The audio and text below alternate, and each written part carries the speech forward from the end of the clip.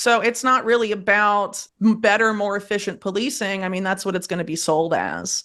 It's basically the idea that was developed, by the British for prison designs in the 1800s, the panopticon, the idea that if people feel like they're constantly under watch and they could, be uh, you know, uh, well, obviously out of the prison context, you could be put in prison for doing the wrong thing or whatever. Then people will police themselves. If they know they're under constant watch, they will police themselves, they will censor themselves, things of that nature. And I think ultimately that's the form of control it is about. And this is neoconservatism being framed as something else. What if the ultimate weapon of control isn't mass surveillance cameras, government wiretaps, or even big tech tracking your every move, but something much darker, convincing you to police and silence yourself? This isn't speculation. It's the world being engineered right now by a network of intelligence agencies, billionaires, and corporations that thrive on secrecy. Their endgame isn't just watching you, it's making you believe you're always being watched, until resistance dies in your own mind before it even begins. And no one has investigated this hidden architecture of power more relentlessly than Whitney Webb. She is an investigative journalist and author best known for One Nation Under Blackmail, a work that exposes how intelligence services, Wall Street, and global elites use blackmail and corruption to maintain control. Webb has followed the Epstein network, its connections to Silicon Valley, and the rise of technologies designed not just to monitor us, but to rewire society itself. She has even said she's not entirely opposed to the possibility that Jeffrey Epstein may not have died in that prison cell, a stance that highlights just how many layers of deception surround these events. In her view, what we're witnessing now is the final phase, a digital panopticon where self-censorship and internalized surveillance complete the system of control. Once you accept the idea that you're always under watch, you become your own jailer. And that's when their power is absolute. Stay with us as Whitney Webb uncovers how this system was built, who benefits from it, and why exposing these networks is the only way to resist before it's too late. Don't forget to like, subscribe, and drop a comment below to help this reach more viewers. Thanks, and enjoy the video. I think there has been kind of a concerted effort to take policies that people were outraged about, like during COVID, that were authoritarian, and sort of rebrand and repitch a lot of them as coming from the so-called libertarian right that has been financed by Peter Thiel. But Peter Thiel is not a libertarian. He likes to claim he's a libertarian, but he says, free market competition is for losers. If you want to get rich, build a monopoly. And Peter Thiel has built his monopolies with the direct involvement of three-letter agencies of the US. The most obvious being Palantir, but also when, they were creating PayPal, they went around to every three-letter agency that would talk to them. So, I mean, this is a long-standing effort with these people. And Peter Thiel, I would argue, has been honestly a social engineering genius in rebranding neoconservatism as edgy and libertarian, because libertarians used to be anti-war and now a lot of them are not. Wow. And you could thank Peter Thiel for that. Peter Thiel basically, so there was this program after 9/11 called Total Information Awareness, where basically they wanted to install a pre-crime system in the United States, and in order to stop terror attacks before they happen and all of this stuff, right? And it was defunded by Congress because they rightly pointed out that it would erode Americans' constitutional rights and eliminate the right to privacy entirely. And so they defunded it, but they didn't get rid of all of its programs.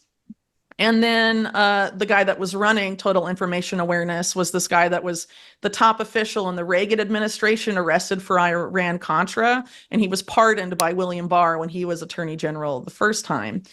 Poindexter was his last name. And so Peter Thiel and Alex Karp, when they're making Palantir, go to Poindexter, who they considered basically the godfather of surveillance, and were like, how do we remake this as a private company? And they did that with the help of Richard Pearl, who was in the Bush administration at the time, considered one of the architects of the Iraq War, who's been a longtime agent for Israel embedded in the US government. He wrote a document called, oh my gosh, I can't believe I'm blanking on the name right now. That's so embarrassing. But basically, he wrote this policy document for Netanyahu when Netanyahu first came to power in the late 90s, being largely propelled into that role with the help of Ronald Lauder, an American billionaire. And the document basically said, like, we need to overthrow Saddam Hussein, and I also believe the Assad dynasty of Syria for Israel. And so, and then previously Pearl had a lot of other very suspect ties to, the Israeli state that should have gotten him thrown out of government forever, but did not. And so this is basically how Palantir comes to be, in addition to heavy funding from the CIA through NQTEL. And basically, CARP has admitted that Palantir was always intended to have the CIA basically be their main client, and that they, the CIA was their only client for their first several years of existence as a company. And Palantir engineers went to CIA headquarters in Langley, Virginia, every 2 weeks for several years, having the CIA tweak their product. Intimately involved in this was one of the top chief information guys. I think the top executive, the CIO of the CIA, was a guy named Alan Wade, who, while he was in the CIA, co-founded a company called Gilead with Ghislaine Maxwell's sister, Christine Maxwell. So, this is basically the company that contracts for all 18 intelligence agencies and knows everything about you, according to the New York Times, and probably according to Palantir themselves. What makes Whitney Webb's investigation so unsettling is not just the crimes themselves, but who is entangled in them. Time and again, she uncovers direct links to government agencies, institutions that were built on the promise of protecting citizens and upholding the law. Instead, they appear again and again at the very center of these networks, shielding the powerful and enabling the abuse to continue unchecked. And that's the real revelation. Corruption isn't confined to hidden corners of society or a few rogue actors. It's woven into the very structures meant to enforce justice. Whitney shows us that when the people tasked with protecting the public are compromised, the system itself becomes part of the cover-up. Let's get back to the video. And Trump has been openly building databases on people with Palantir. Of course, most people know that they're doing that with ICE, but the administration announced not that long ago that they're doing it for everybody. And Palantir also manages all of your health data because they contract extensively with HHS. So, this is very concerning for a lot of reasons. One point on that I would point to is how Trump in his first term, there was the spate of mass shootings, I believe, in the latter half of 2019.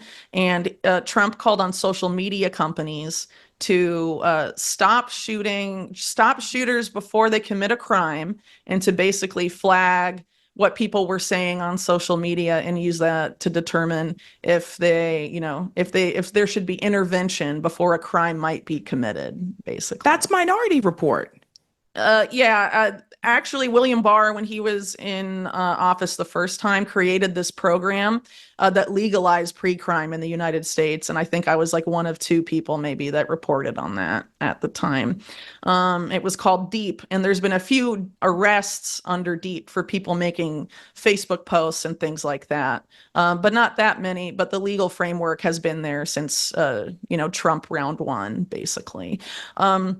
But anyway, this pitch that Trump made about having social media spy on its users and use like analytics to, bring about some sort of pre-crime society, he was being pitched at the time, and he was interested in it, but it didn't ultimately happen, in creating this agency called HARPA, which was supposed to be like the health version of the Pentagon's DARPA.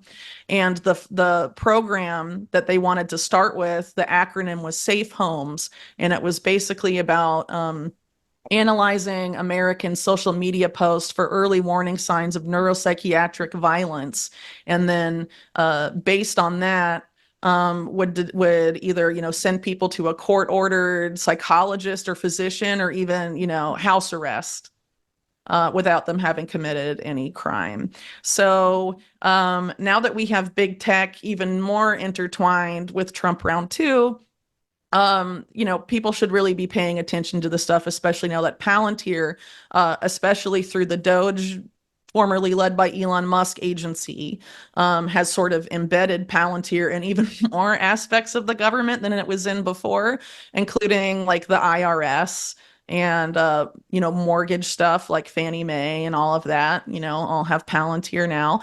And then basically giving them the keys to the kingdom with a lot of data that the Department of Treasury has about your finances in the IRS and all of that. All of this is going to go into this master database. And the goal of Palantir, just like it was with total information awareness, is about stopping crime before it happens. It's pre-crime. And Palantir did that, for a few years, several years, in police departments around the country, piloting predictive policing programs, which is pre-crime, and mainly low-income minority neighborhoods, starting off in New Orleans. And now you have other companies besides Palantir that do this. There's one in LA called Predpol, and they have an accuracy of 0.5%, and they haven't gotten rid of the contract. So it's not really about better, more efficient policing. I mean, that's what it's going to be sold as. It's basically the idea that was developed by the British for prison designs in the 1800s, the panopticon, the idea that if people feel like they're constantly under watch and they could, be, well, obviously out of the prison context, you could be put in prison for doing the wrong thing or whatever, then people will police themselves. If they know they're under constant watch, they will police themselves, they will censor themselves, things of that nature. And I think ultimately that's the form of control it is about. And this is neoconservatism being framed as something else. And they've spent a lot of money with the rebrand, and I think they've been very successful. But this goes even before Bush. This goes back to the Reagan era, when they tried to they did create these programs called the continuity of government protocols where basically they could suspend Americans' constitutional rights in the event of a vaguely defined national emergency, which included, per the Reagan administration, mass nonviolent protests about a U.S. military intervention abroad. So a large anti-war protest that's nonviolent could trigger it. And so now this like liberation force that Trump has created with the Pentagon that can be deployed in the event of protests. I mean, if they decide to military intervene in Venezuela, or Iran again, and people get mad about it, these tendencies are not good. And a lot of people sort of in the MAGA media sphere being like, yeah, it's a liberation force to liberate cities from the left. But if it was the reverse and this was Biden and Biden made a liberation force to liberate cities from the right, they would be freaking out. And so in general, these trends are bad. It doesn't matter what side is implementing them. They'll be used by the other side when they're back in power. And ever since 9/11, we've had a bipartisan consensus, whether it's Bush, Obama, Biden, or Trump, to expand this apparatus in the US. Biden expanded Palantir's contracts. His DNI, Director of National Intelligence, was a Palantir advisor. And so this is something that's bipartisan, and they expand it and they grow it. The surveillance state is a bipartisan, very bad issue that people don't pay enough attention to. And, Peter Thiel is one of the main people behind it. And JD Vance is basically his political puppet. Right. And so a lot of the power that's in, Trump world now is very much adjacent to this mass surveillance agenda. And for a long time, and now it's being picked up by mainstream media, Silicon Valley has fused with the national security state. It's been going on for a very long time. And, as I've noted in a lot of my work, the national security state created a lot of the big Silicon Valley companies, or at least funded their existence and have contracted with them on and off ever since, like Google, like Facebook, like Palantir. And so this is really the fulfillment of something that's been going on and been being built for a very long time that they really hope they don't pay attention to. And Palantir was really smart. Like I said earlier, people freaked out about total information awareness, but then they turned it into a private company. And it was like, well, the private sector can do whatever it wants, you know? Well, not if it destroys everyone's constitutional rights and contracts with the state in a public-private partnership. It's really not that functionally different at the end of the day than having it being run out of DARPA like it was originally. Today's headlines are a chilling confirmation of what Whitney Webb has been exposing. Powerful figures and institutions are accelerating pre-crime tactics and authoritarian control under the guise of public safety. Earlier this week, the Trump administration deployed hundreds of National Guard troops from 3 states, West Virginia, South Carolina, and Ohio, to Washington, D.C., intensifying a crackdown that critics say does little to prevent crime, but everything to intimidate dissenters. This mirrors Webb's broader warning. Systems once justified as protective are being weaponized. Instead of addressing root causes of violence, social inequality, mental health, community investment, the government is doubling down on surveillance, muscle, and legal overreach. As experts rightly argue, militarized posturing like this is not deterrence. It's the construction of a spectacle meant to erode civic confidence and manufacture fear. Whitney's work shines a light on how this pattern has played out at the most powerful levels, from intelligence agencies rebranding themselves as public benefactors, to private tech firms building pre-crime engines that predict behaviors before a crime occurs. These are not theories, they're operational blueprints. And today's deployment of troops to the Capitol, seemingly performing crowd control rather than safety, is yet another step toward realizing the authoritarian future she has been warning us about. So this isn't just a story, it's a warning. Are we watching democracy slip into a preemptive, surveillance-infused state? Whitney Webb says the tools are already here, and they're being deployed. Let us know what you think. How far are we from Minority Report becoming reality?